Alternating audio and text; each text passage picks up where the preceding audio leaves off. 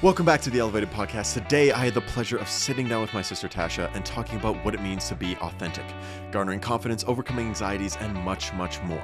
There's a little something in here for everyone, and it was an amazing podcast. I hope you enjoy. Get back at it. All right, cheers, everybody. Yappity yap there. So, we're sitting on a tree. You take these fucking time. Damn! You're so fucking high up. It's warm. Tastes like hot chocolate. All right, so we're back out in nature. As you can see, obviously. We still haven't figured out a name for this thing. I want to try and do this on a weekly basis if the weather's good. But we haven't figured out a name. So by the time anyone is probably watching this, you'll probably figure out what that name is. One of the things we were talking about on the car ride up here is what if we called it Mountain Dew, like morning dew, but we're in a mountain. And then that would also get us a free sponsorship from Mountain Dew. It's kind of perfect. Yeah, but we don't know. It's in the works. So anyway, we're here again. Last time I was with Colton trying cigar and bourbon, which was an interesting watch. This time I'm with Tasha, my sister, for those of you who do not know. And we're just going to talk about random stuff. So yeah, I think that's the plan. Yeah. So it was an hour drive out here. And so honestly, we probably could have filmed that car ride and just turned back around and we would have been good because the conversations were good. But I think we start things off by Tasha talking a little bit about where she is in her life at the moment and what she's currently doing.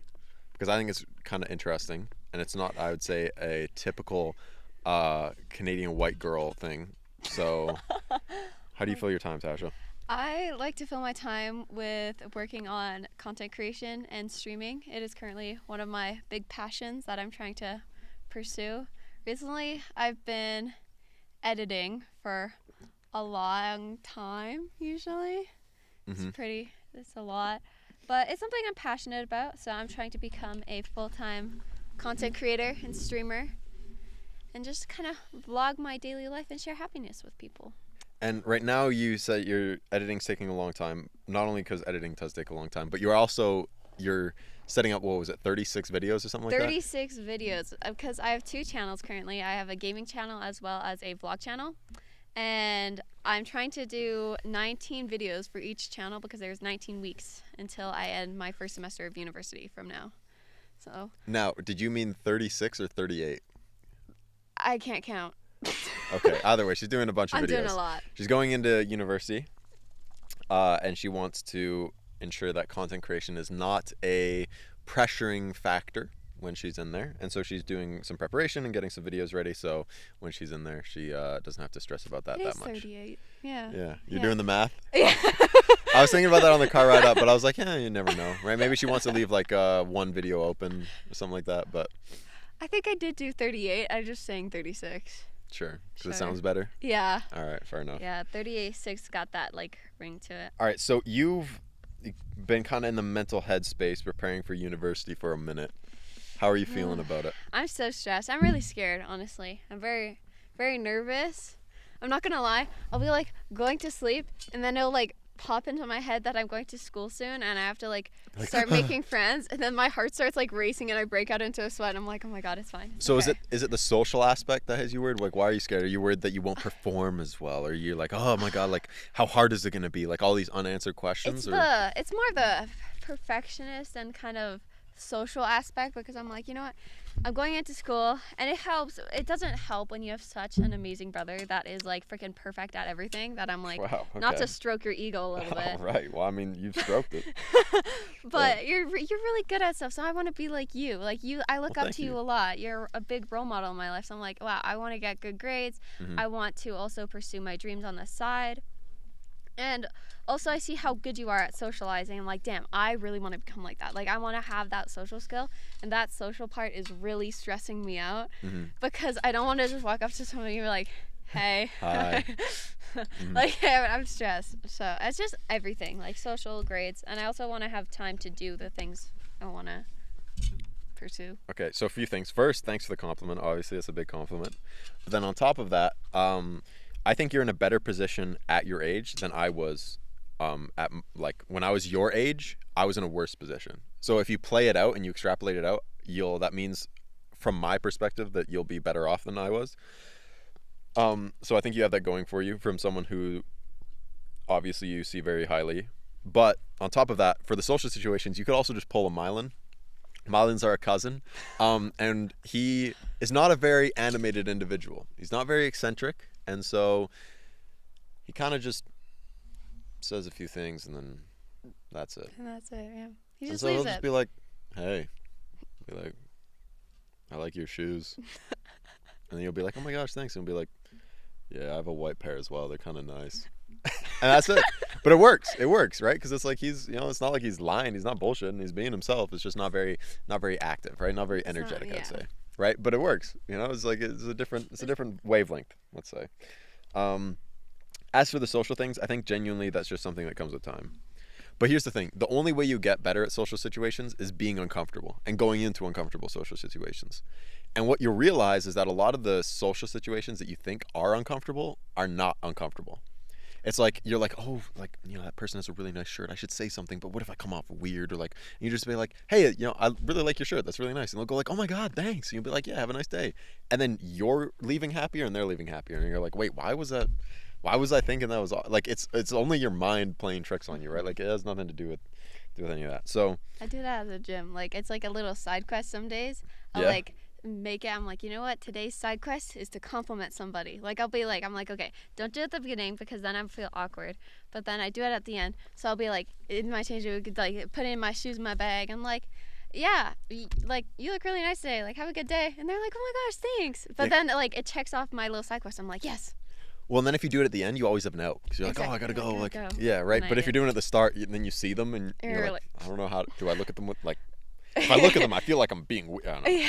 But honestly, the fact that you're doing that in and of itself just means that you're already conquering that fear, and when it comes to social situations, you'll be fine. So, yeah. But here's the thing: you also have to remember. I would say 95% of everyone else your age in that orientation group at university is thinking the same thing. Oh my God, what if I'm awkward or whatever? But they haven't been doing the side quests. So they're even further behind than you are. And then you can kind of be the guiding light. Like whenever I'm talking to someone who's socially anxious, right? I feel so comfortable because I know instantly what's going through their mind. And so I can just point it out straight away. I can be like, hey, man, like I know you don't know me. Conversations are weird, like, what am I going to think of you? Like all this social anxiety and shit. And I might, I'll prelude that with like, hey, are you like feeling anxious right now? Like, I don't know about you, but like all these people around me, I just like, I don't know. Like, I don't want to say the wrong thing. I don't want to mess up. And then they instantly go, oh my God, yeah, like same, right? And then you can instantly target it like, yeah, like I know that voice, like for me, that voice is always saying like, oh, like what if you fuck up? What if you do the wrong thing? Like what if for some reason you look down and your pants are down and you're like, right? Like, and so the second you just point it out, then they just like, oh my God, like I'm not alone, right? Instant friend. And so, yeah, 95% of the people, they're thinking the same shit. They're dealing with the same thing, but they haven't been doing the side quest. So they haven't even taken that first step in trying to improve on that. And so you can kind of, I don't know, you can assess the situations on a case-by-case basis, but I would say majority of the time, you could probably identify, okay, this person's feeling socially anxious, and then you can be the one to step up and go like, yeah, like I already handled a few uncomfortable social situations. I'm going to assume a few more than them. Let me try and make it easier for them by just addressing it outright. And then after that, it's like there's no awkwardness in the air. It's like you've addressed the elephant in the room, right? Because then... Sorry. Yeah, there's like a wasp that's been bothering us. Because then there's not like, oh, I should act this and I should try and act cool and all these, like all that shit goes out the window. The second you go, oh my God, like I'm so nervous, right? And I guarantee you're not going to meet someone who goes like, you're nervous? Like I'm not. And if you do, you literally just do this. You go, and you like flick their nose or like flick their forehead and you just walk away. And then they go, what the fuck was that, right? And now they're confused, right? And it's like it's a whole, it doesn't matter. When you did that, all I could think of is like, I was just, wow, what a giga chat. Oh my gosh. Oh my gosh. So Tasha, I think you have grown up in a generation of brain rot. What's your comments on that? It's so bad. It's so bad. Oh my gosh, my friends have infected my brain. I used to be I thought I was very like intelligent. I thought I had a good vocabulary, but then my friends have infected my brain with brain rot because they got me saying in Valorant, what the Sigma? And then I just... It's a telltale sign. It's so bad. It's a telltale sign. I think brain At least rot you're not is funny. skibbity. Skibbity is bottom of the barrel Oh, brain rot. that's like low. That's Yeah, low. that's- I haven't reached that yet. So That's I don't wanna reach that. You need medical attention. I that feel needs like at like that point. therapy. Yeah, dude, it's crazy. I was talking with my friends the other day. We were talking about the Rust community. Rust is a video game, and it's very bad. Like it is brain rot central. Because in order to play that game well, you need to live and breathe that game, and so it takes away from every other part of your life, and especially if you're young, the important development years. And so you kind of just are like this fetus in a 14-year-old body, right?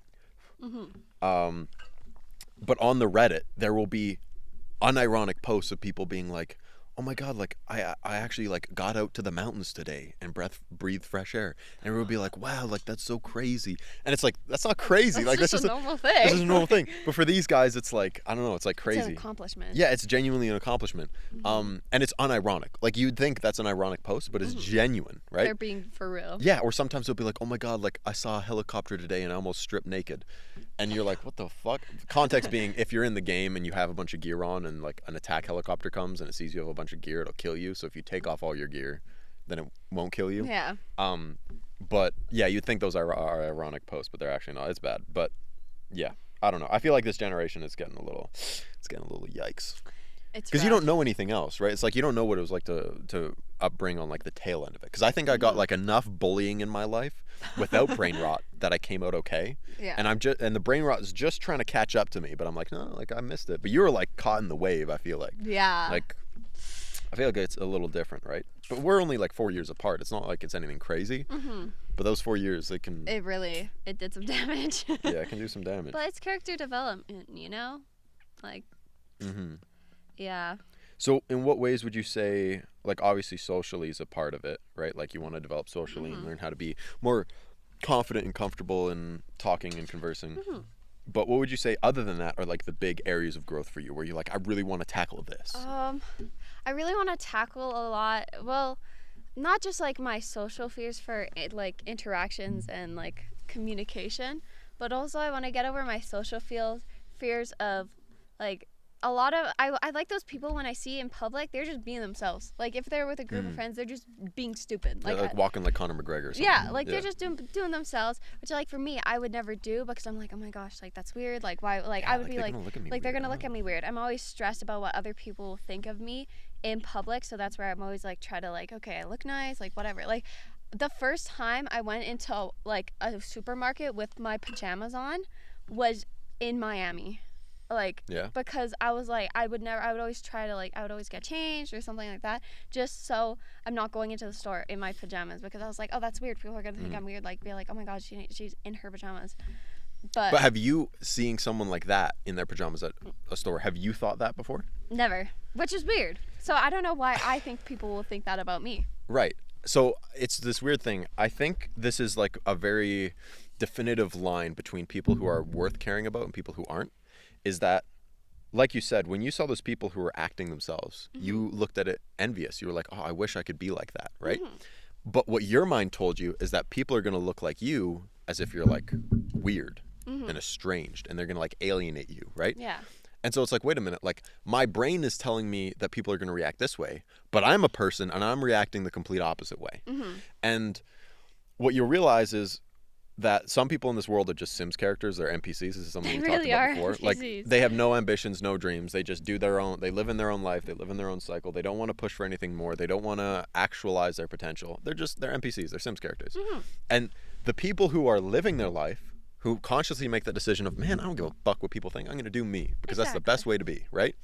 The NPCs are the people who think, you're weird, you know, like, what are you doing?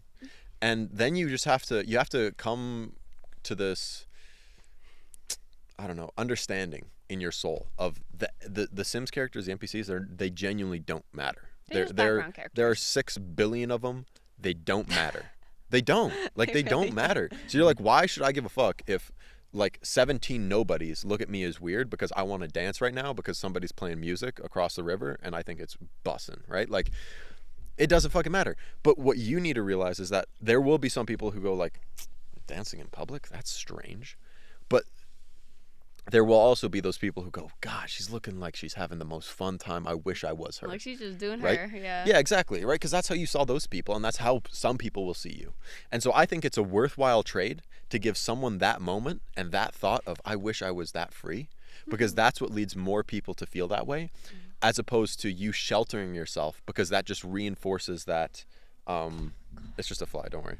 That reinforces that I should feel bad about myself or weird about myself, right? And we don't want to perpetuate those kind of ideas. And the best way to go against that is to perpetuate the idea to be free and confident by acting free and confident.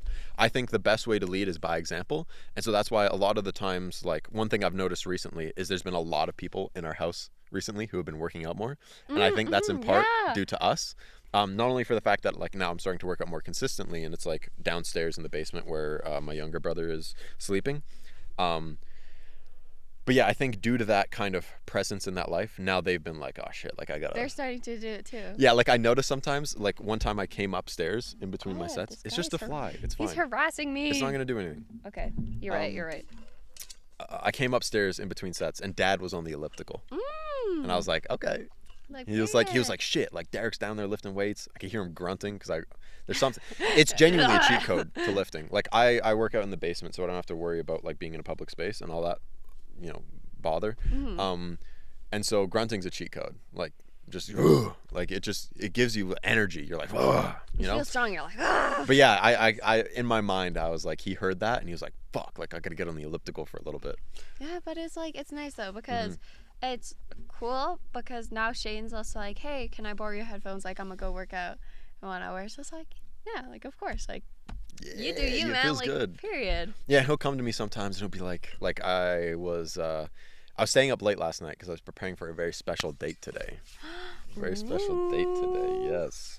But I was up late last night and I was prepping this stuff and I was like, I gotta do dishes. And then Shane comes down, our older brother, and he was like, man, like I'm really just fighting I just want to eat something right now, but I'm just fighting that urge. And I'm like, yup. Like I've been there, like that's Felt the fucking that, battle. man. But before, it's like that wouldn't even be something he'd vocalize. That wouldn't even be something he'd fight against. He'd just be like, Okay, I'm gonna go eat. yeah, I'm gonna eat a fucking sleeve of cookies right now. It's 11 p.m. It's cookie time, But yeah, it's like you can see the glimpses of that progress, which I think all of us like have, we've had those moments in our past where we go, all right, I gotta step up, and then you start trying it out, and you're like, well, let's see what that looks like, and you can tell that he's in that phase right now, and it's so awesome to see because you just know where it leads to. You're just Exactly. like, fuck yeah, like nothing but love and support. It's great. Oh, it's so cool. It's so interesting because it's like when I first started my fitness journey, I was kind of like looking at you for like, oh, what you're doing. You're like doing your meal prep. Like, I want to do that. Or like you're working out, lifting weights. I'm like, okay, I want to do that. And now it's cool seeing them start doing it. It's just less like, I wouldn't say I'm like an expert or anything. Like, but I'm a decent way in. So it's like, it's cool seeing them start their fitness journey and them kind of playing around and feeling it out. It's like, oh, that's so cool. Yeah, Shane last night, he was like, you notice the difference? He's like, you notice it? Like my chest is like, he's like, it's looking leaner. He's like, it's looking bigger. And I was like, no, man, I don't notice the difference. But if you notice it, I love that. Like, yeah, it's cool to see. But here's the thing, like you started that phase of your life, like younger than I did, right? Like, I don't want to take credit for it, but I think it was like that I kind of started that trend. And then people are like, did. oh, okay, like we gotta, let's get on this and see what it's all about. Because it was very much growing up in our household, the idea of working out was almost like this douchey thing. It was like, why would you lift weights? It was like a gym bro thing. Where Yeah, it was like a gym bro thing. It was like, oh yeah, like the people who work out are like douchebag gym bros, full of themselves.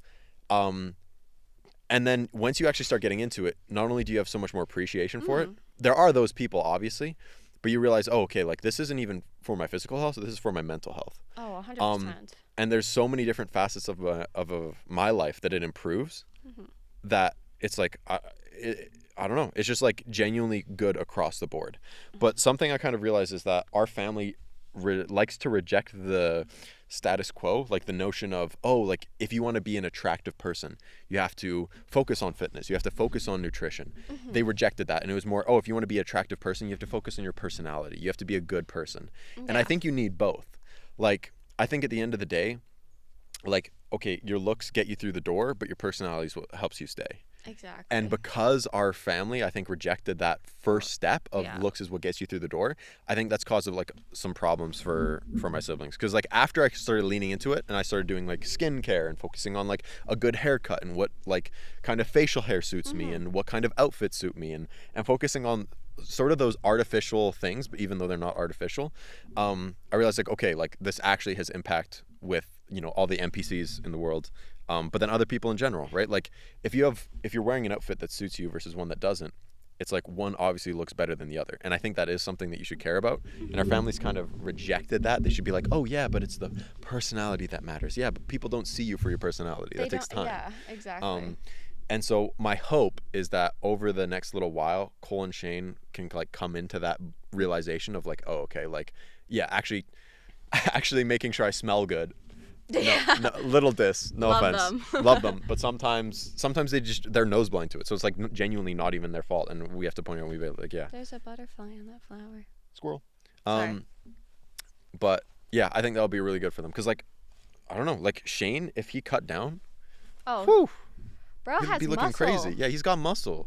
Like I remember I was really working hard at one point trying to deadlift like 200 pounds or something like that. I remember And this. I was working on it for like 3 months, like breaking PRs, working my way up to it. You were And then Shane grinding. comes up and just does it. And I'm like, fuck. And You're so like, I'm like, "Shit, now I gotta go now up." I got to go up. And then I ended up being able to like one rep for like 250 or something like that. And he couldn't. And so I was like, finally, And yeah. like, But dude, hell it's yeah. like, yeah, he's got muscle there. He's just, you know, it's like the whole problem with like ADHD and all that other stuff. So Oh, 100%. Like, and that's one thing where I'm really glad you did start out with like fitness and all that stuff, is because for the longest time I would just like eat whatever I want and be like, oh, whatever. But then I wasn't happy with myself. Like, I felt so down about myself. I was like, oh, I wish I looked like other people. Like, this isn't fair. Like, it's just my genetics. But then when you start getting into fitness and I started noticing like your eating habits, your exercise habits, I was like, oh shit, like, okay, like this is, and I started getting more into it. I was like, oh, so it's not just genetics. It's like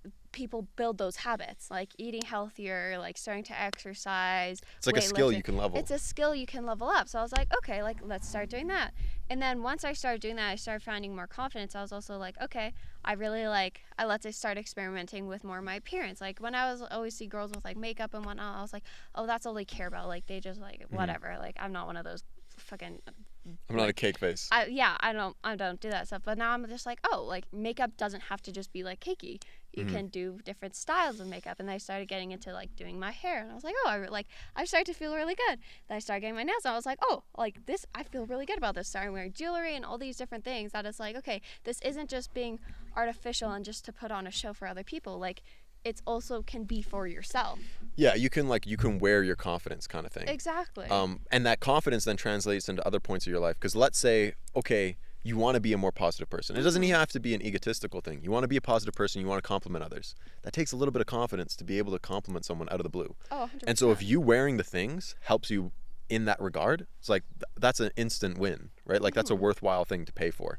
But yeah, it's like there's science that backs this up, which is very interesting, and I'll get into that in a second. But it's so true that dressing and looking a specific way has a huge impact on how you talk to yourself, how you treat yourself, and how you treat others. And if working out gets you there, if eating healthier gets you there, if wearing makeup gets you there, if whatever it is gets you there, I think it's worthwhile, because not only do you benefit, but also everyone else benefits. And so when I was actually taking in my last semester, a human computer interaction course, our professor was the head of the like kind of virtual reality side of human computer interaction at the University of Calgary.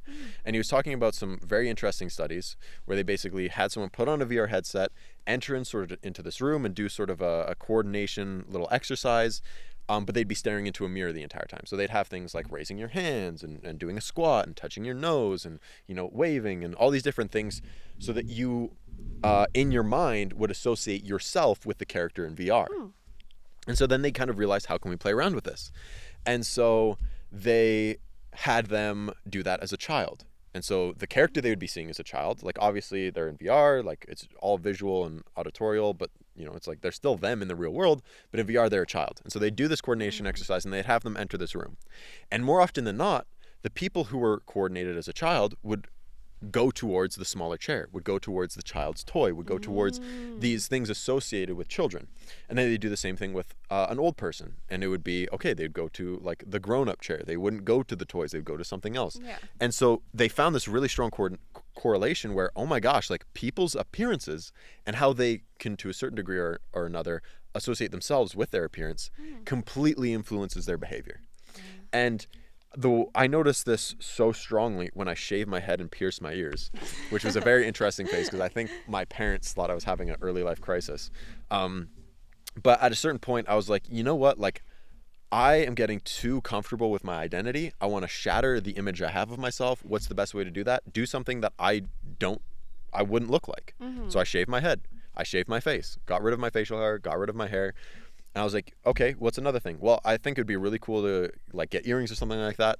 My friend Roshan looks gorgeous in earrings. Oh my God, dude, he is a handsome fucker. I went to his graduation and he had these big fucking studs, and I was like, you devil, dude, you look so good. So I was like, all right, let's try it. Like piercings are like, I think better than a tattoo because it's like, okay, it's less permanent. Yeah, I could take these out and my ears look fine. It's like, fuck it, whatever. Yeah. But anyway, so I did that, shaved my head, and then I was like, wait a minute, like people are treating me a lot differently, right? Like, it's strange. Like normally, and it was like the subtle interactions that stood out the most. Like sometimes I'd be walking around campus and I kind of give someone like a little smile or a little nod, and normally they give it back, right? But with, wearing like my earrings or whatever, like the ones you get just after piercing them, and a shaved head, they would like look away, like they'd avoid eye contact. And the biggest thing that stood out was when I visited my doctor, and my doctor wouldn't look at me in the eyes. And I was like, what the fuck? Actually. And and I don't know what it was. At the time I was like relatively lean and I was like wearing a tight shirt, so I looked like I was built and all this other things, but it was just the strangest fucking thing. I was like, this is unique. And so then what I also realized is how I treated myself. Like I started walking around with more confidence because, I don't know, it felt as though my appearance was intimidating. The reactions I got was that my appearance was intimidating. And so then once I was like, oh my God, people are reacting to me this way, I walked with a specific stride that was like a little more confident. I was like, yeah, people look away. Like I'm like above them in some way. Yeah. It was this very interesting dynamic. And so then after that, I was like, holy fuck, like it's so true. Like the way you look influences how you see yourself, which influences how you behave. But it also influences how other people treat you, which also influences how you behave. So your appearance is directly correlated to how you act. That's very interesting that you bring that up because, like I was telling Mom yesterday, is that when I had my dark hair, we're talking about like how different I looked, like even with like 2019 to now. Is that with my dark hair, I feel very like introverted, like shy, whatever. But having like blonde hair and dyeing my hair, I feel more extroverted. I feel brighter, like bubblier, and I'm more like. I'm like, okay, I could talk to people, no problem. And I'm like, oh, it's fine, like, whatever. But I'm like, more extroverted with my blonde hair, which is very weird. It is. Well, and it's interesting because, like, we were raised on the notion of don't judge people based off their appearance. It's like, no, that's a fucking terrible idea. Because, first off, you 100% should. Because it's like, if I'm going up to someone who looks like a police officer, I'm going to ask them for police officer-related assistance. Oh, 100%. Right? If I'm going up to someone who's looking like a crackhead, I'm not going to be like, hey, like, how's your day, buddy? Right? Like, it's going to be a different interaction. I don't know how they're going to respond. It might be more unstable, whatever it is. Yeah. But then on top of that, after you realize, wait a minute, their appearance influences their behavior, you 100% should judge. Because it's more likely than not that even if they aren't that way, their appearance will lean them into that sort of persona that they're taking on, that they look like, right? And so it's like multifaceted. It's not that the appearance resembles the personality. It's also the other way around, where the personality resembles the appearance. Yeah. Sorry, it's like it's not the. Sorry, let me rephrase that. It's not only that the personality influences the appearance, but it's also that the appearance influences the personality. So it's like it's cyclical. It's they influence one another. But yeah, it's very interesting. I don't know. It's kind of unique. But the blonde hair, just that switch alone was enough to be like, oh, like I feel like happier. Do you also feel dumber? A little. I feel like I play into it a little bit. A little bit? You're like, oh, I'm a klutzy little I'm blonde. I don't know. It's okay. Or it's also like sometimes I'll randomly just catch myself saying stupid stuff, and I'm just like, What am I even talking about? Yeah, and then I'm just like, you know what? Okay, like let's feed into it a little bit less. Yeah. Maybe let's go a little bit darker on the hair color. Yeah, but I definitely feel a lot like just brighter. And like I've noticed now that I like once I've dyed my hair blonde is that I actually am like I find I get less stressed talking to other, like even when it's just like ordering food like at a like or just talking to a sales associate, I would always be like, okay, like I got this, like, and then be like, hey, do you have like this? And then they're like, oh yeah, no problem. And then I'm like, yes. But like now I'm just like, it's no problem. Like I've gone over that a little bit more. Yeah, like those memes where they have like the whole conversation like mapped out on paper. That's literally what I did in my head. Yeah. Sometimes I've been caught in that moment too. And the only way to break free of that is you just have to take a left turn. Like sometimes, like, okay, you can pre-map the conversation, but sometimes you just got to throw a wrench in the works. Like, what are you wearing, right? And they'll be like, oh, like I'm wearing yellow khakis or something. You'll be like, what even are those? And I'll be like, I don't know. I just thought they looked good. And you're like, they do look good, but like, where do you even get them, right? It's like a complete left turn, you know? Yeah. I don't even know if yellow khakis is a thing. I feel like Nana would have some. Like side Nana has everything. Bro, yeah, our Nana, she's diagnosed with Alzheimer's, so it's been a little bit tricky. But dementia. Dementia. Yeah. But she keeps everything. Like, we were talking one time outside at like some breakfast or whatever, and she was talking about how she has a sombrero, and then I asked if she had a turban or something. She was like, "Oh yeah, like I can find." I'm like, "No way, what the hell?" Like, she's got everything. She's just like, yeah, she's lived a very fruitful life, and she has kept every piece. But yeah, you never know. She has some very interesting. Her jewelry though, I was going through her jewelry with her because she was like, oh, like picking up for the anniversary party, and she also wanted to give some to me. She has some good ass jewelry. I don't doubt it. I'm not even gonna lie. Like I don't know how much of that jewelry is actually hers though. I like she's a crafty woman. Yeah, I don't even know. And then I was like, are they real? And she's like, oh yeah, of course they're real. Like I'm just like, what?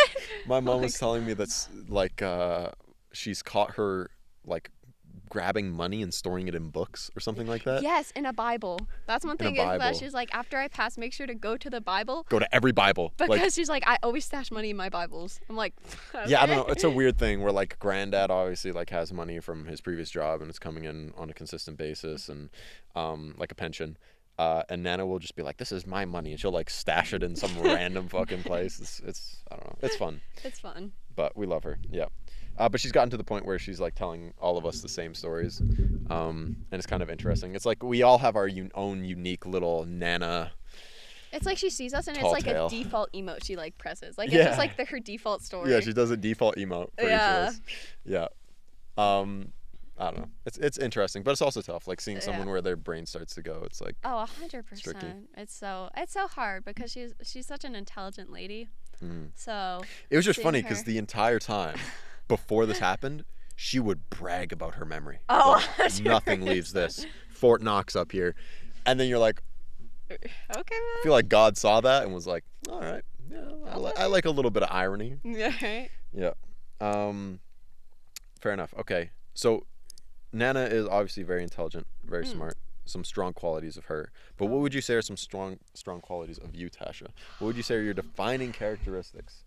This is a little bit of an interview question here, but you know what? I think it tells a lot about how you see yourself. My charms. You know, like who could resist this? Like let's be honest. I'm just like just so captivating. Oh my god.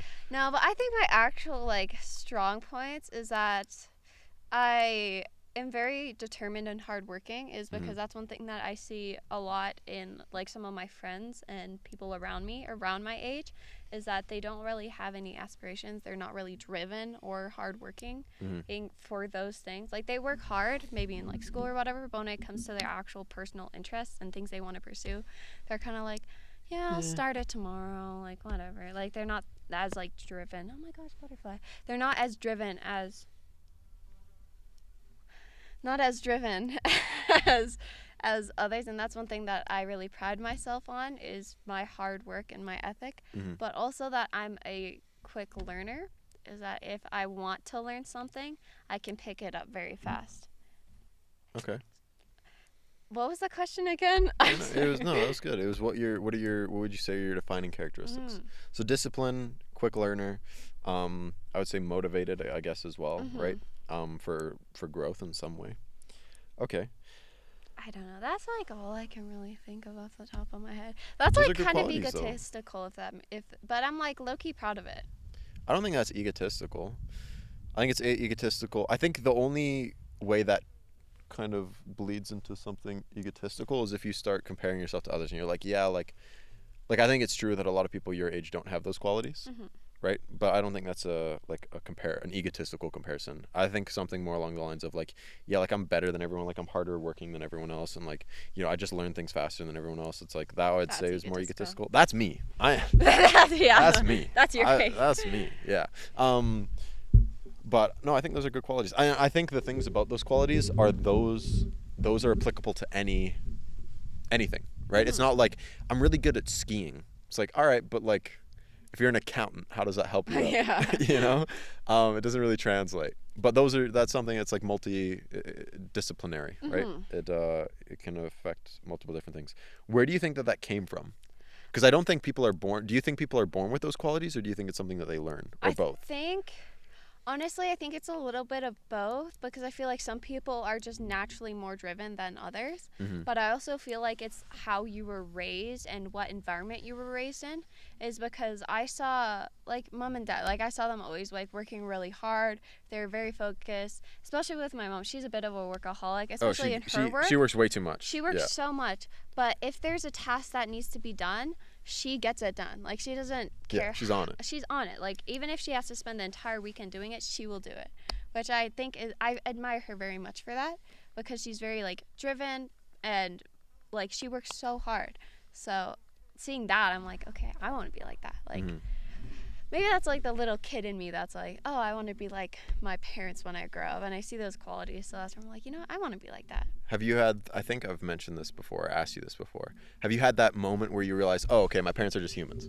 Yes. Yeah. Like, I think that's a very defining moment for a lot of people when they go, oh, like, my parents don't have all the answers. Exactly. Do you remember what that moment was for you? Honestly, I'm not sure, but I think it was more of like, I think it was when mom was, I think it was like when mom was struggling with something. I can't remember exactly what it was. I think it was when she was about to start her fitness journey with Body Effects. Okay. And I kind of saw that more human side of her, being like, I want to change, like that more like sensitive and like. Gotcha. And being like, yeah, I'm not perfect, and like I have these flaws, and I'm really struggling, but I want to try and fix it. Exactly. It's kind of like the wall was almost like down, and I saw her like actual, like true sensitive. So that was what, like 2020, 2019? Something like that. Okay. Interesting. But it was more, was it? I don't know. I can't remember when it was, but it was more that moment that I was like, oh, like she is human. She does, because I saw her as like, oh, like she has no flaws. Like she's always super like confident in whatever she does. But seeing that more human side of her, because I felt like I was like, oh, I'm weird because I have these insecurities. So seeing her also like struggle with some stuff and be like, oh, I'm not alone. Like they are just human. They're just like me. Yeah. Yeah, it's funny. One of my exes was like, yeah, well, if I ever have kids, I want to make sure that I don't show them any bad sides of me. And I'm like, I think that's important. I think it's the absolute wrong approach. I think you should show all of the bad sides. Because if you try and instill this image that you're perfect and flawless, first off, you know, that's a fake image. It doesn't exist. But then on top of that, what are you teaching your kids, right? Like, that's not good. For me, it was when I was like 14, and I had an argument with mom. And whenever I would have some kind of fight or argument, whatever it is, with mom, dad would always come home from work, and he would always be like, all right, like, roll up the sleeves, let's settle this shit. Yeah. And he would always win, right? I was like, yeah, I have like the moral high ground here. Like, I felt like I did the right thing. Yeah. And he'd be like, yeah, you did, but you just didn't communicate it, or you just didn't. There was always something. There's always something. I'd be like, fuck, you got me this time, right? Yeah. But then this time around, I was like, no, mom didn't feel this way. That's why I said it like that. And and then he looks at me and he's like, really? Mom didn't feel like that. I doubt it, right? And I was like, no, like, I'm pretty sure, like, mom didn't say that she felt that way, but I'm pretty sure she felt this way, which is why I said it like this, right? And so then she goes, really? I was like, all right. And I was like, call her up, right? Like, bring her up here. Yeah. And she's like, okay. And then she came up, And she was like, honey, I love you, but I have to agree with Derek here. Like, it wasn't like that, right? Like, that's why he said it. It wasn't meant that way. And he goes, oh, okay. Well, he's like, well, sometimes it's like it could be. And you could see him step back a little bit. Step back, yeah. And then I was like, gotcha. I was like, gotcha. Right? In that moment, I was like, okay, he doesn't have all the answers, right? There's some situations where it's like, I do know what's best.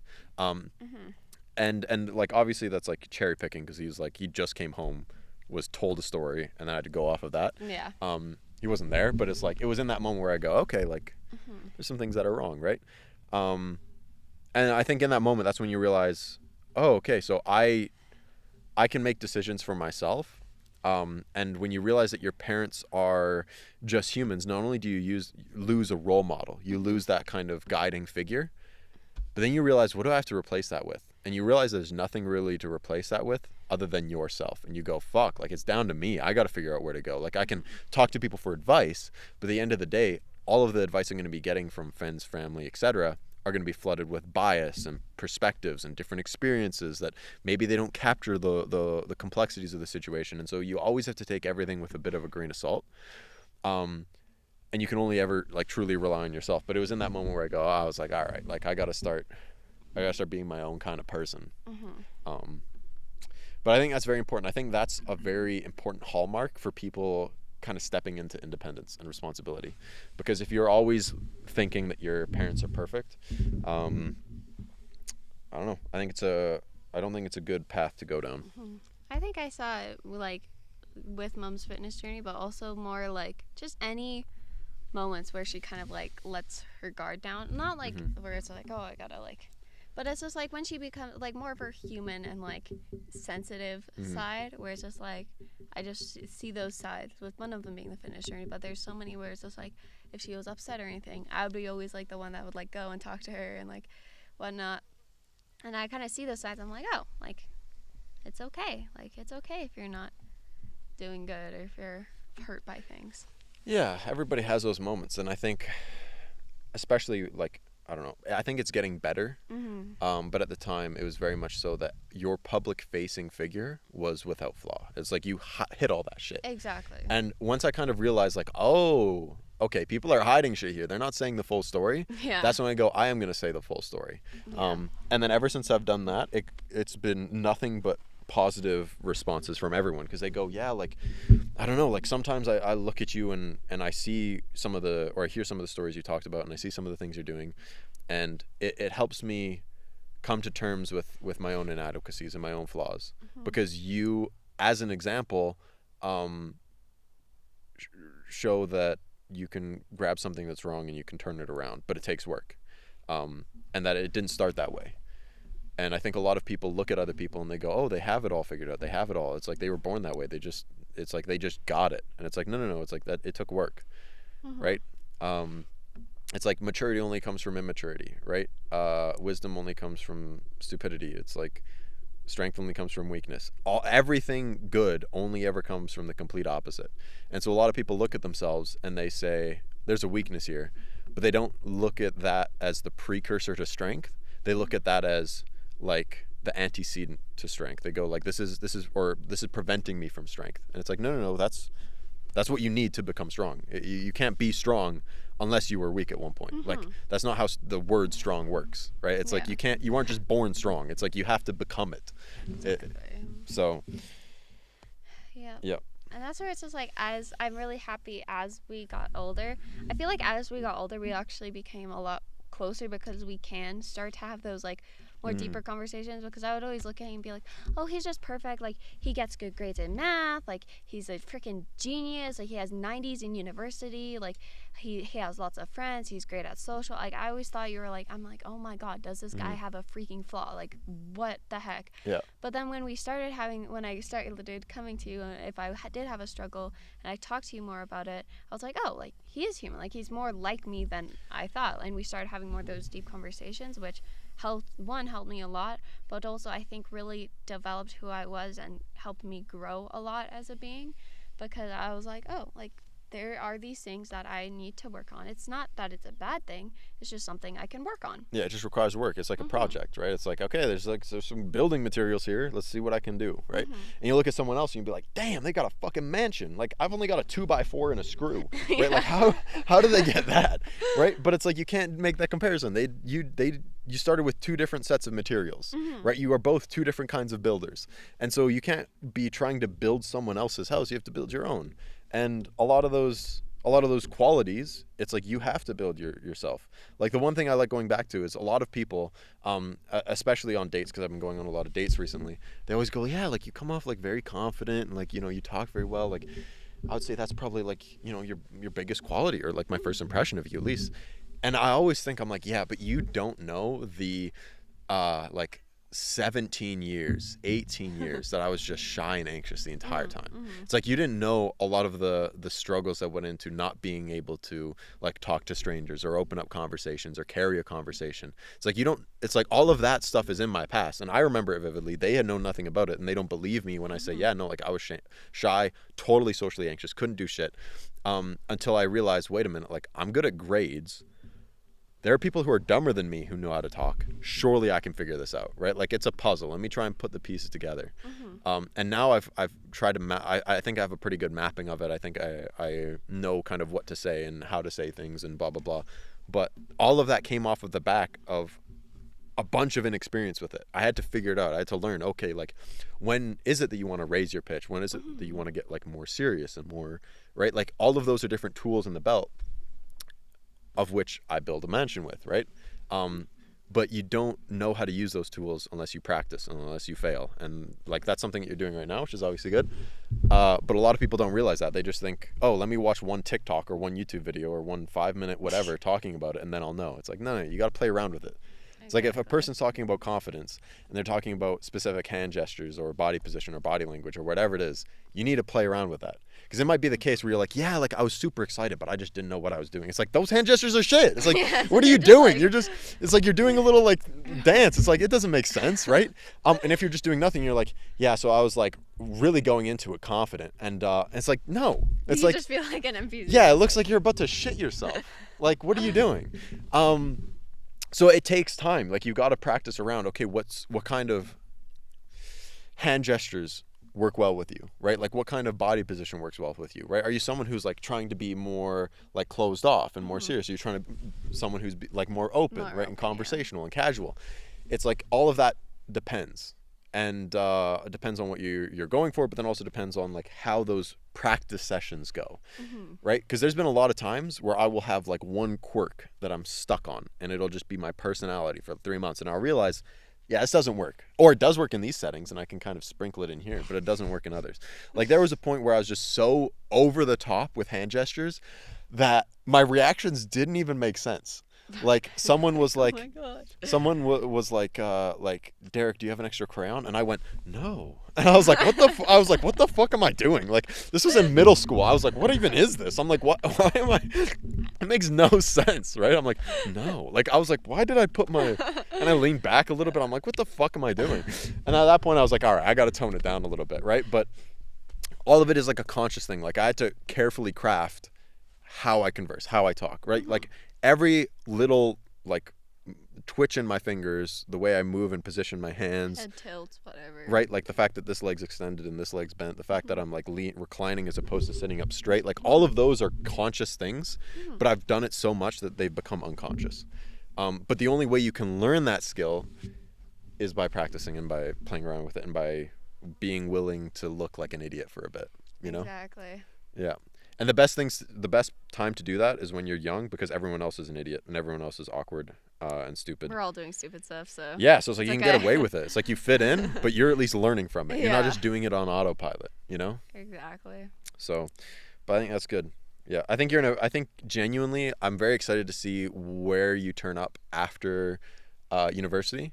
Because I think over this next 4 years, not only is it going to be very pivotal in terms of your growth, but I think you're set up better than anyone in our family has been for growth. And so I want to see what you do with it. Not to put pressure on your back.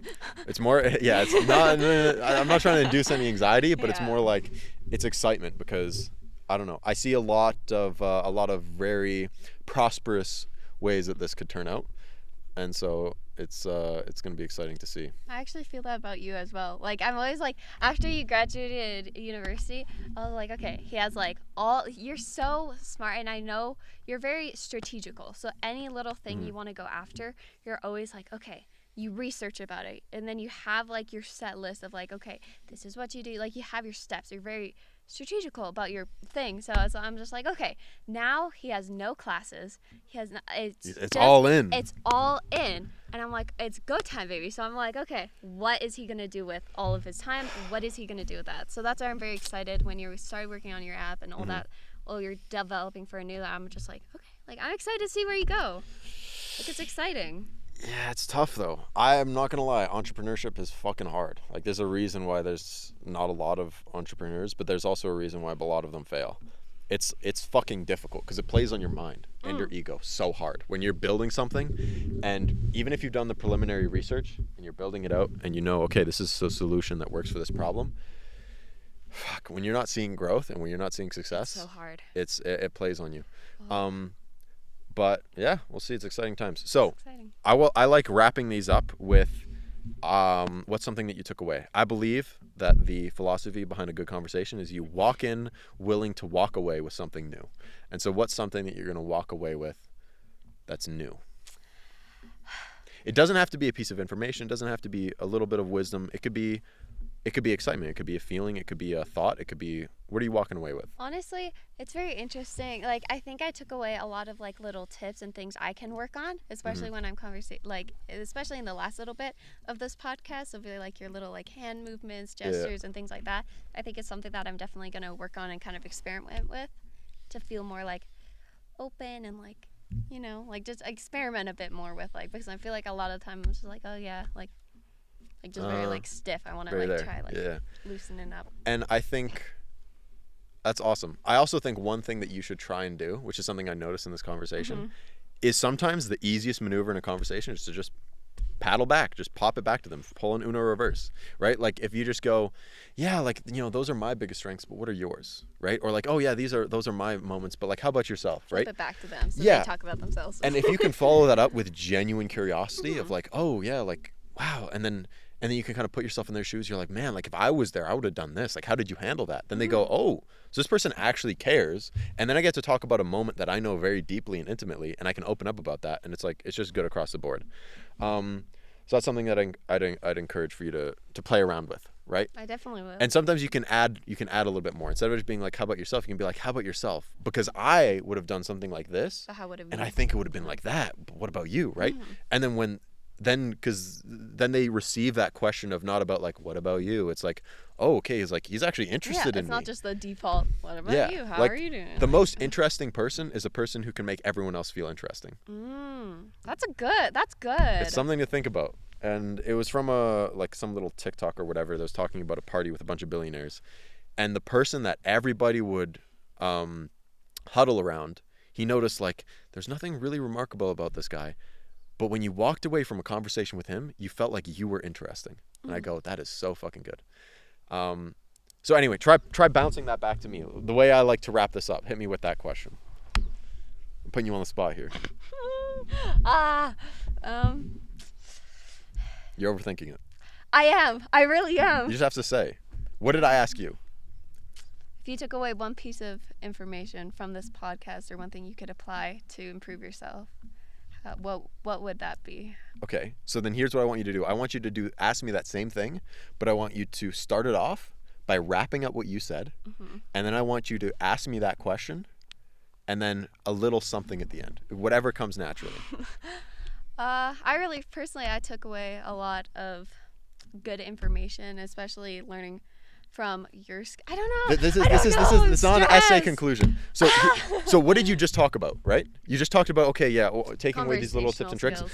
All you would have to say is, but yeah, like that's for me. It's, you know, it's kind of growth focused. It's something like that. But how about yourself? What would you take away, right? Just turn that into a Tasha version. Mine was very growth focused. No, you can't say it verbose. You gotta like wrap up. So you've already said the information. You don't want to add anything new. You want to conclude. And so you say like, literally, like for me, I just go, yeah, but like that's me. Like that's what I'm focusing on. but how about yourself, right? Like I usually say, okay, wrap up, that's me. Then I pass back, then I follow it with detail, right? So it's like, yeah, like that's me, I just do this. How about yourself? If you had to walk away with one thing that's new, what would it be? And then I usually, like sometimes I'll follow it with examples. I'll be like, is it this? Is it that? To try and like reduce the amount of brain cycles so they don't have to think, oh, what did I? It'll be like, oh, I have examples to, but yeah, give it a shot. Let's run another iteration. Let's see. Let's workshop this for a minute. Yeah, so that's what I'm kind of working on is my social skills. But what about you? What do you think you could improve on and take away from this podcast? Beautiful. Well done. There we go. Nailed it. Period. Yeah, so for me, I am walking around, I would say mainly with hope, with excitement towards kind of, what's coming forth, not only in your life, but also in mine. But then also, I think this is a really good testament, and you can watch this back, on how well you've developed in your social skills. Like, I think you were amazing on this podcast, not only in terms of like the conversation, but in terms of how you delivered and your like inflection and tone and your voice and everything like that. So I think it's just mainly getting over your own mind.